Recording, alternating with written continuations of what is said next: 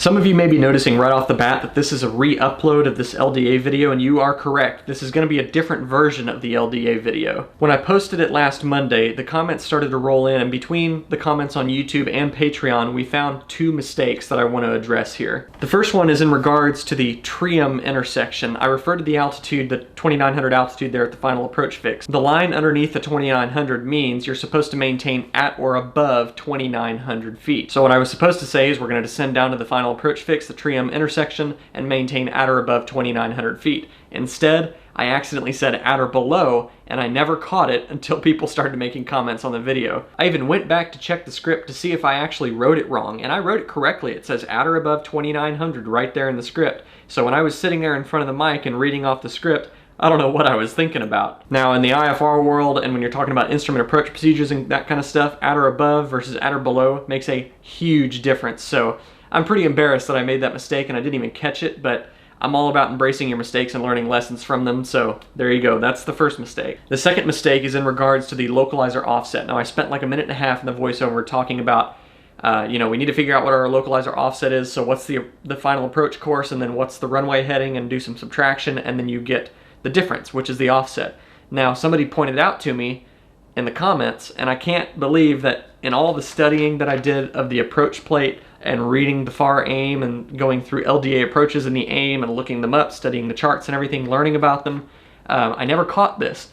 The localizer offset is actually in the little localizer information box right here where it's got the frequency and the Morse code, the channel. Localizer offset 5.53 degrees. So anyways, I just wanted to bring that out into the open and explain why I'm re-uploading the video. YouTube makes this whole process a little more difficult because they decided to get rid of annotations like over a year ago, and unlike Vimeo, you can't upload a new video file in place of your video on YouTube to replace it. So really the only good way to go about this is to shut down the video that I had already put on YouTube, and I've got to fix the mistakes in post, re-upload it as a completely new video, which is why I wanted to record this little clip and put it at the beginning of the video, kind of explaining what happened there, why are we re-uploading, and that kind of stuff. So anyways, all that being said, roll the video. In this video, we depart Angel Fire, New Mexico on a Part 91 flight in the King Air 200 to Fayetteville, Arkansas, and a thin layer of clouds causes us to shoot an LDA approach down to the runway. Fayetteville Tower, King Air 151, Romeo on the LDA, runway 34. King Air 151, Romeo, Drake Tower, good afternoon. Straight in runway 34, 134.010, cleared land. My name's Josh Flowers. My dad got me into flying, and I've been making videos ever since I was a kid. I combine the two into a YouTube channel where I share my experiences as an aviator, both good and bad. We're all learning with each day we live, and it's important for pilots to stay humble and always learn while enjoying their adventures along the way, and that's what this channel aims to show. This is Mr. Aviation 101. King Air 151, Romeo, contact Razorback approach on 121.0. 121.0, 151 Romeo. Probably check in, tell them we're wanting the LDA. Okay. We'll start this video before we begin our approach into Fayetteville, and I want to go into a little bit of detail about the approach. I've recently taken my CFII check ride, which qualifies an instructor to teach instrument flying, so this type of stuff is fairly fresh on my mind. Though thinking back to my earlier days of instrument flying, I can't say I was completely clear on what exactly was different about an LDA approach compared to, say, the more common ILS, given I had never actually flown an LDA, and we didn't discuss it on my instrument check ride. Not so common procedures are often neglected by instructors and pilots, with the preconceived notion that they most likely won't run into one of these outside of training, and thus won't spend very much time talking about or learning about them. This flight is a pretty good counterexample of that, so let's talk about it. I point to my favorite piece of bedtime reading, the FAR AIM, short for the Federal Aviation Regulations and the Airman Information Manual. I've seen lots of pilots roll their eyes when someone brings up the FAR AIM, but it's really an incredible tool and resource for pilots to learn from. Chapter 1, Section 1, Subject 9 of the AIM, or also known as AIM 1-1-9, describes an LDA approach. The LDA is of comparable use and accuracy to a localizer, but is not part of a complete ILS. The LDA is not aligned with the runway. Straight-in minimums may be published where alignment does not exceed 30 degrees between the course and the runway. A very limited number of LDA approaches also incorporate a glide slope. These are annotated in the plan view of the instrument approach with a note LDA/glide slope. We were told to expect the LDA runway 34 into Drake Field, so let's take a look at this approach plate. Just as the AIM said, this is of comparable use and accuracy to a localizer approach, the main difference being that an LDA approach course is offset from the magnetic runway heading. But why? And by how much? These approaches take the place of normal localizers or ILSs, usually because a normal approach would bring an aircraft too close to a piece of infrastructure or terrain. In the case of runway 34 into Drake Field, it's the terrain. Thus, the approach offsets us a few degrees from the runway to stay clear of it. This will require a bit of maneuvering once we get the runway in sight to line up with it. Now, how much is the offset in this case? We can find the localizer offset in the localizer information box, where we also find the frequency in the Morse code. We read at the bottom that the localizer offset is 5.53 degrees. This doesn't sound like much, but it's definitely noticeable when you pop out of the clouds and you see that you're not totally lined up at the runway. If you're not completely familiar with an LDA approach and you pop out of the clouds offset from the runway, you could easily be overcome with disorientation if you're not expecting it. The AIM notes that if the offset is in excess of 30 degrees, only circling minimums will apply. Given that the offset here is only 5.5 degrees, we're given some nice fancy straight-in approach minimums, which generally allow for a lower minimum descent altitude, or MDA. The AIM also states that a limited number of LDA approaches incorporate a glide slope, denoted on the chart with an LDA/GS followed by the runway number. And look at that, we've got a glide slope too. Since this airplane is indeed equipped to utilize a glide slope, we get to have an even lower decision altitude of 1,592 feet above sea level, which on this approach equates to 351 feet above the ground. While we're here, of course, it's important to note our minimum visibility on this approach, which is 1 1/4 statute miles. Given all of this information, we now have a clear idea of what to do on this approach. We're planning to get vectors to final, meaning air traffic control will give us headings to fly to line us up for the approach path. When ATC gives us our last heading instruction on a path to intercept the approach course, they'll generally give us 4 things: our current position from the final approach fix, a turn or a heading to maintain until we intercept the localizer, an altitude to maintain until we're established on the localizer, and an approach clearance, which basically gives us permission to fly the published approach procedure once we intercept the approach course. I remember this as PTAC. Since we'll follow instructions based on the straight-in LDA glide slope runway 34 approach procedure, we'll descend to at or above 2,900 feet until we intercept the glide slope at the Trium intersection, and then we'll follow the localizer and the glide slope down to the runway. On any approach, it's incredibly important to brief the missed approach procedure even if you're almost positive you're not going to need it. You never know. If we have to abort the approach for any reason, we're supposed to climb straight out to 2,200 feet, then begin a climbing left turn to 4,000 feet on a heading of 260 degrees. Then we intercept the 246 degree radial off the Drake VOR to the Sumo intersection. I skimmed over lots of little details on this chart and procedure, but many of these can be saved for different videos specifically on the areas I skimmed over. For now, I wanted to focus on the specifics of an LDA approach, so let's watch what we've discussed unfold on this approach into Fayetteville, Arkansas in the G1000 King Air 200. King Air 151 Romeo Romeo, contact Razorback approach on 121.0. 121.0, 151 Romeo Romeo. Whenever you check in, tell them we're wanting the LDA. Okay.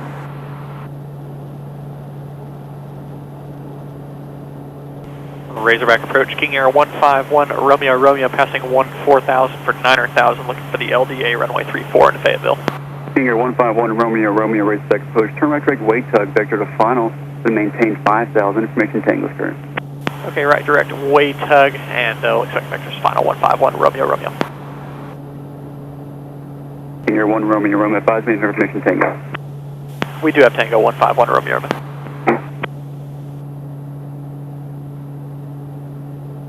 Baron 17 Kilo Golf, Razorback approach, disregard. Saratoga 5 Hotel Papa, contact Razorback approach 120.9 on grade day. 120.9 5 Hotel Papa, thank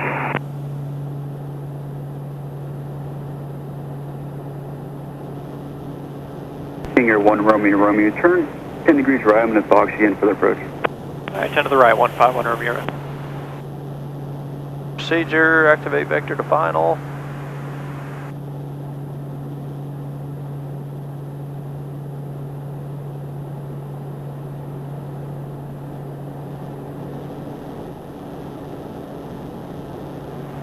Approach checklist, altimeter. 3012, set cross check. 3012, auto feather. Armed. Anti-ice. Extended. Seats and tables. They are good, we just checked. Razorback, departure, Beachjet 5000. Got it. Beachjet 537 Delta Foxtrot, Razorback departure, radar contact. I'll maintain 15,000, turn right direct Harrison, resume navigation. Okay, direct to Harrison up to 15,000, Beachjet 7 Delta Fox.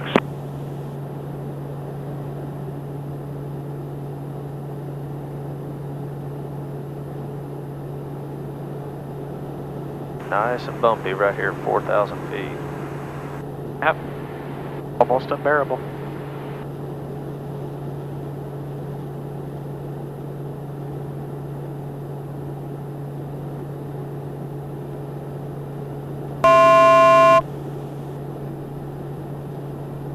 Beachjet 7 Delta Foxtrot, contact Memphis Center 126.1, have a great day. 26-1 for 7 Delta Fox, so long.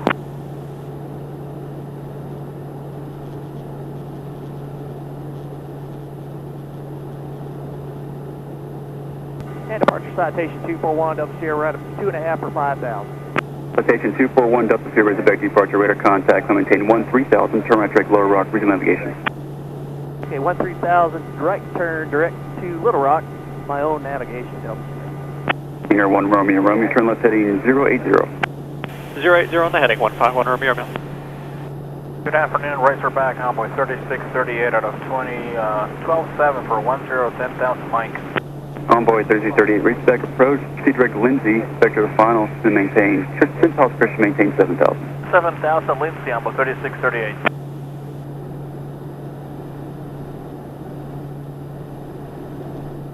Hangar 1 Romeo, Romeo, 6 miles final approach, fix, turn left heading 010, maintain 4,000 until established from the final approach course, clear LDA, DME runway 34 approach. Alright, 010, maintain 4,000 until established, cleared LDA 34 approach, 151 Romeo, Romeo.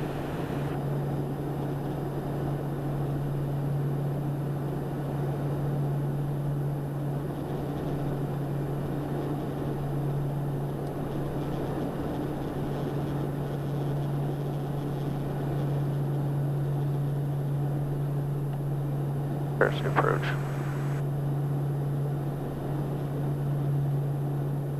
Right at 4.4 miles, we come down to 3,100. There it is.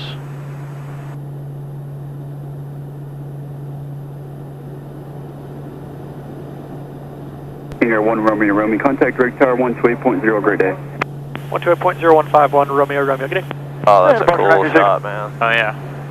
There's the airport. Oh, Fayetteville Tower, King Air 151 Romeo, Romeo on the LDA runway 34. King Air 151 Romeo, Romeo direct tower, good afternoon. Straight in runway 34, 134.010, gust 18, cleared land. Alright, clear land runway at 34, good afternoon, 151 Romeo, Romeo. Alright, runway in sight. There's glide slope, it's captured. Alright.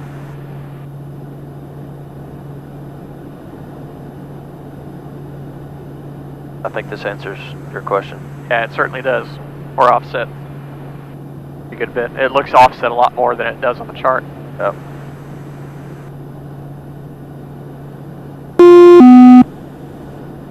Autopilot's off.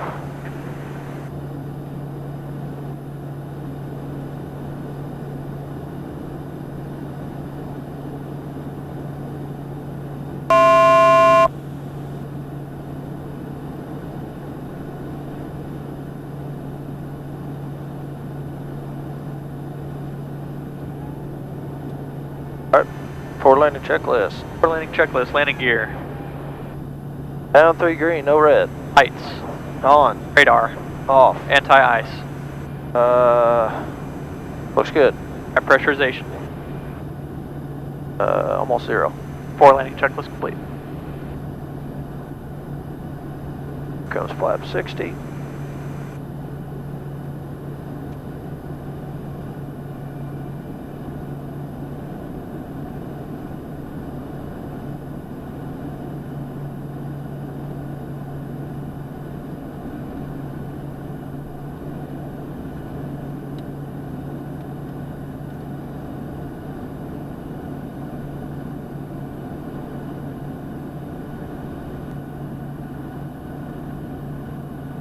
$500.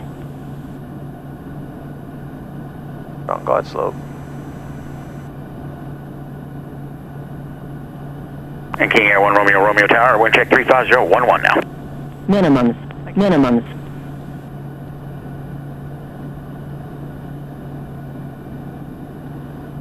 We're slowing to 100.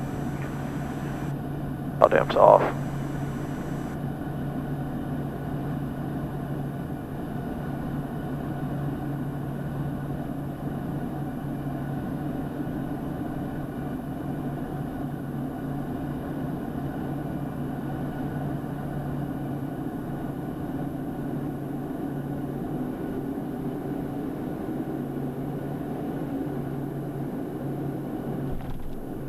Oh, bounced it. King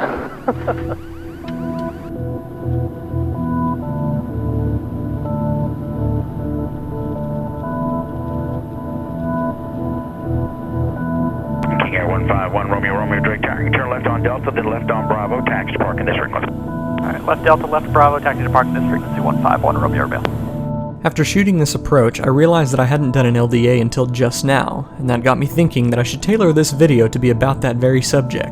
Editing and uploading videos like this is not only meant to teach the viewer something they may not know, but it also inevitably teaches me a ton in the process. If I want to discuss a topic in detail, it forces me to flip through resources like the FAR AIM and others in order to find the answers to my own questions first.